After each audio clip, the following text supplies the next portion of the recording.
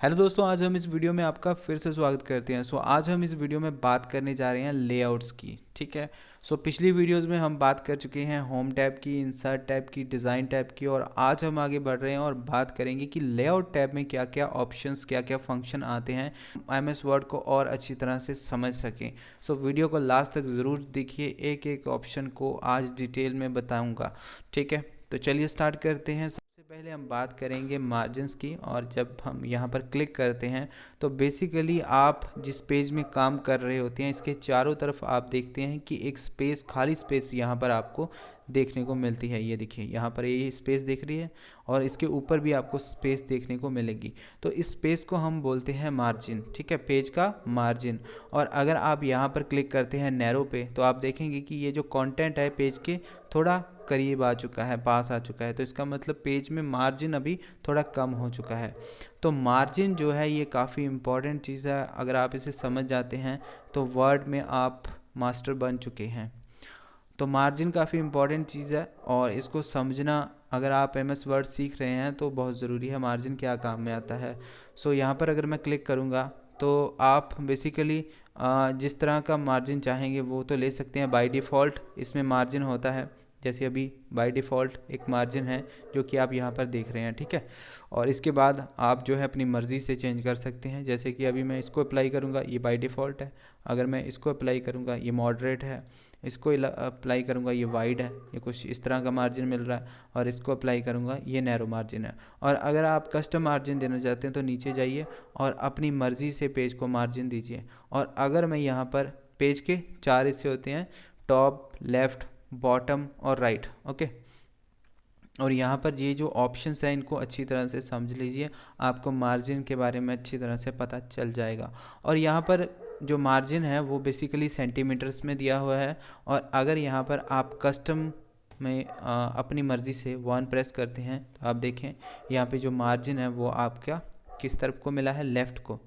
ठीक है, left top को ऊपर से मार्जिन मिला है। और यहाँ पर अगर मैं इसको चेंज करके ज़ीरो कर देता हूँ, और मैं सभी तरफ से ही ज़ीरो कर देता हूँ आपको समझाने के लिए कि मार्जिन क्या भला होती है।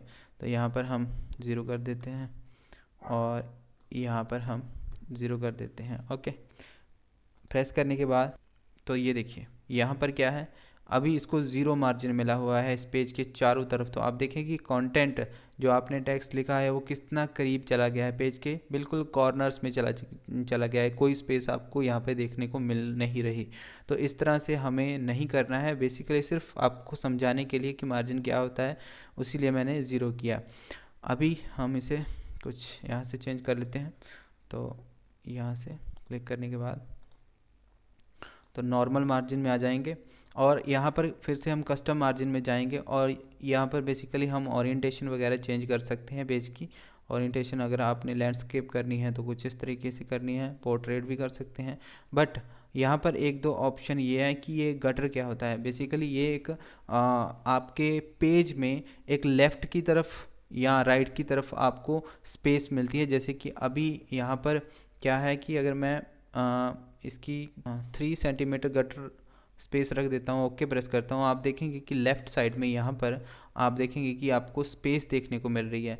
तो ये तब होता है जब एमएस वर्ड में बुक्स वगैरह लिखी जाती हैं, तो आप उनमें जो पेज लिखते हैं उन पेज ने प्रिंट होके बाहर आना है, और उसके बाद उनकी कटिंग होती है।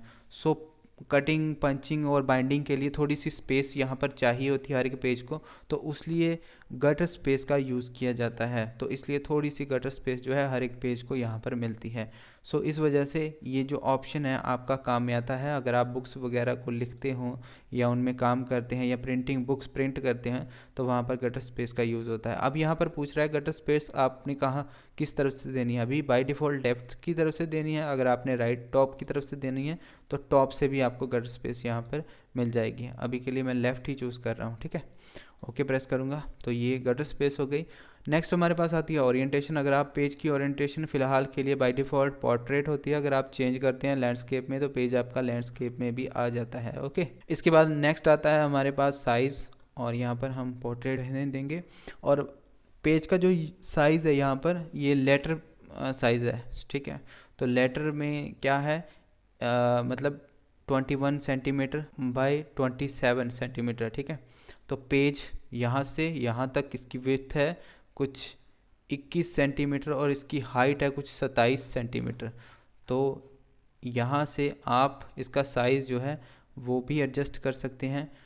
जो पेज की जो बाय डिफ़ॉल्ट MS वर्ड जो आपको पेज देता है उसकी जो लेंथ विड्थ कुछ इस तरह से होती है। और अगर आप लीगली कोई काम करते हैं जैसे कोर्ट कचहरी में काम होता है तो वहाँ पर लीगल पेज के जो हाइट है वो ज़्यादा होती है, वो 35 सेंटीमीटर का होता है, क्योंकि आप देखते हैं उसकी हाइट जो है ज़्यादा होती है। तो लीगल अगर पेज आप यूज़ करना चाहते हैं बड़े पेज तो यहाँ से ले सकते हैं। अगर आप A4 यूज़ करना चाहते हैं तो A4 का साइज़ कुछ इस तरह से होता है, ठीक है। उसका साइज़ क्या होता है आपका A4 का 21 सेंटीमीटर बाई 29 सेंटीमीटर।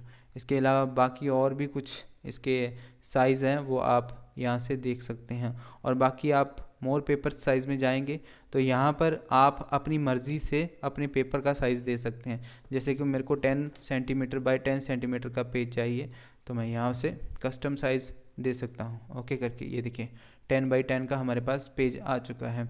तो ये आप पे डिपेंड करता है कि आपने पेज का साइज़ कौन सा लेना है। इसके बाद नेक्स्ट आता है कॉलम्स। सो यहाँ पर क्या होता है कि आपका जो कंटेंट है इतनी कॉलम्स में, अगर आप कॉलम बाय कॉलम जो है वो कंटेंट को दिखाना चाहते हैं तो आप यहाँ से दिखा सकते हैं। जैसे कि अभी 2 कॉलम कर देता हूँ। सो इसके लिए हमें क्या करना पड़ेगा, सबसे पहले तो कंटेंट डिलीट करूँगा, Ctrl+Z। तो यहाँ पर मैं कंटेंट सेलेक्ट करके नेक्स्ट हमारे पास कॉलम, यहाँ पर क्या करूँगा 2 कॉलम में कर दूँगा और यहाँ पर हम एक रैंडम पैराग्राफ लेंगे, एंटर प्रेस करूँगा। तो यहाँ पर बेसिकली पैराग्राफ फर्स्ट में ही आ चुका है, थोड़ा बड़ा पैराग्राफ लेना पड़ेगा। तो यहाँ पर मैं 30 लाइंस का पैराग्राफ लेता हूँ। तो आप देखेंगे ये देखिए अभी मैंने 30 लाइंस का पैराग्राफ लिया तो अब इसमें क्या है 2 कॉलम आ चुकी हैं। तो बेसिकली आप जब अखबार वगैरह पढ़ते हैं तो वहाँ पर क्या होता है कुछ इस तरह से एक कॉलम में कुछ कंटेंट इस तरह से लिखा हुआ होता है और दूसरी कॉलम में इस तरह से कंटेंट जो है लिखा हुआ होता है और फिर आप पढ़ते हैं। तो वगैरह अखबार वगैरह में इस तरह की कॉलम्स का यूज़ किया जाता है। और अगर आप 2 कॉलम से सेटिस्फाई नहीं हैं तो यहाँ पर 3 कॉलम भी ले सकते हैं। और अगर आप यहाँ से मोर कॉलम में जाएंगे तो यहाँ पर 3 के अलावा आप 4-5 जितनी कॉलम्स चाहिए वो आप यहाँ से ले सकते हैं, ठीक है। तो कुछ इस तरीके से आप जो है कॉलम्स का यूज़ करके कंटेंट को कुछ इस तरीके से दिखा सकते हैं अपने पेज में। नेक्स्ट हमारे पास आता है ब्रेक। तो ब्रेक का क्या काम होता है, उसके लिए हमें